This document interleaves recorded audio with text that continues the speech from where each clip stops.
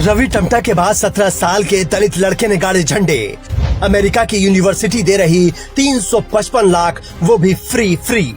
इस बच्चे के लिए चंद्रशेखर आजाद करेंगे बड़ा काम, जिसने पूरी दुनिया में किया टॉप, किया देश का नाम रोशन।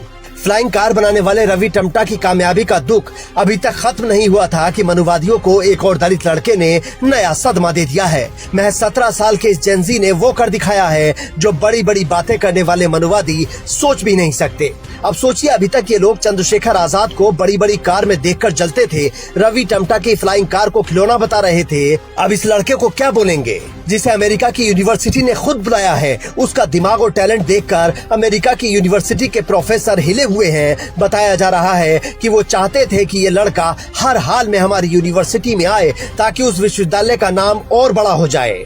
अब सुनिए ये लड़का कौन है और उसने क्या किया है। तमिलनाडु के रहने वाले इस दलित युवा का नाम है प्रणव इलांगो, जिन्हें अमेरिका की मशहूर ब्राउन यूनिवर्सिटी ने 3.55 करोड़ रुपए की स्कॉलरशिप देकर बुलाया है। इतना ही नहीं, यूनिवर्सिटी 4 साल तक प्रणव का रहने और खाने का सारा खर्च भी उठाएगी। अब सोचिए, महज 17 साल की उम्र में इस दलित युवा लड़के ने कितना बड़ा कारनामा कर दिखाया है और अपने देश में मनुवादी आरक्षण और मेरिट का रोना लेकर बैठे हैं। अब सोचिए इन लोगों का क्या होगा जो पहले से ही चंद्रशेखर आजाद और रवि टमटा जैसे दलित युवाओं से परेशान हैं। और प्रणव की सिर्फ यही उपलब्धि नहीं है, उसका टैलेंट देखकर आप हैरान रह जाएंगे। सोचिए, हमारे देश में अगर कोई युवा जिले का टॉपर बन जाता है तो उसके परिवार वाले फूले नहीं समाते, लेकिन प्रणव ने तो गणित में पूरी दुनिया में टॉप किया है। इस कामयाबी को आप समझिए कि कितनी बड़ी है। पूरी दुनिया में सबसे ऊपर हमारे देश का एक दलित युवा है जिसकी उम्र महज 17 साल है।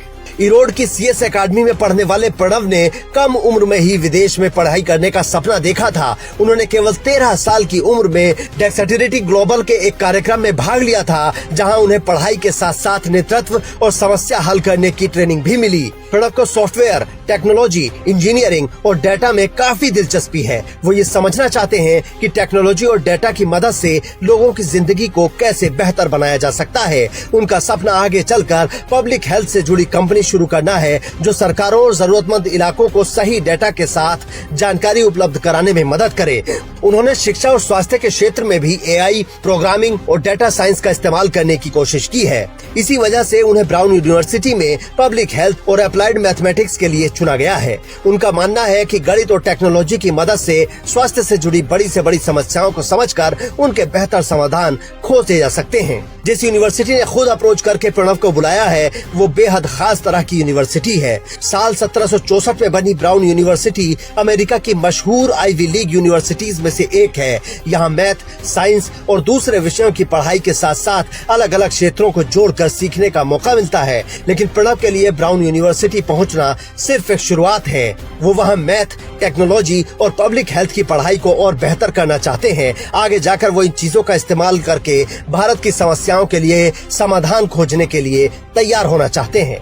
अब सोचिए, दलित युवा देश के लिए बचपन से ही क्या क्या करने की सोच रहे हैं और कुछ मनुवादी उनके खिलाफ षड्यंत्र करके खुश हो रहे हैं। जब रवि टमटा ने फ्लाइंग कार बनाई तो जैसे ही उन्हें पता लगा कि वो दलित हैं, तुरंत इन लोगों ने उसे खिलौना बताकर मजाक उड़ाना शुरू कर दिया। जबकि भारत में वो इकलौते हैं जिन्होंने ऐसा कारनामा किया है और दुनिया में भी चुनिंदा देश ही ऐसा कर पा रहे हैं। ऐसे ही चंद्रशेखर आजाद जब सांसद नहीं बने थे तो सब ने उनका मजाक उड़ाया कि अब ये राजनीति करेगा। इसी तरह से तमाम दलित युवाओं को आरक्षण का नाम लेकर निशाना बनाया जाता है और कहा जाता है कि तुम भीख ले रहे हो। लेकिन अगर किसी दूसरी जाति का लड़का छोटा सा भी काम कर दे तो उसे बड़ा करके दिखाया जाता है। पूरा मीडिया उसके आगे पीछे घूमने लगता है। लेकिन इस मीडिया को न रवि टमटा का नाम लेने की फुर्सत है और न ही प्रणव जैसे छात्रों को दिखाने का वक्त। ये लोग जेनजी आंदोलन में भी एक रील बाज को ढूंढ कर लाए जो इनका सजातीय था और उसको स्टूडियो में बुलाकर उसके साथ रीलें बनाई गयी जैसे वो कोई बड़ा हीरो हो। खैर, सोकोल्ड नेशनल मीडिया दिखाए या ना दिखाए, लेकिन अपने युवाओं का हौसला बढ़ाना आपका काम है। तो कमेंट बॉक्स में प्रणव के लिए 2 शब्द लिखिए और स्टोरी को इतना शेयर कीजिए कि इनकी समझ आ जाए कि बिना आपके भी हमारे युवाओं की उपलब्धियां दिखाई जाएंगी और आप रोक नहीं पाएंगे। Bureau report, Indian news.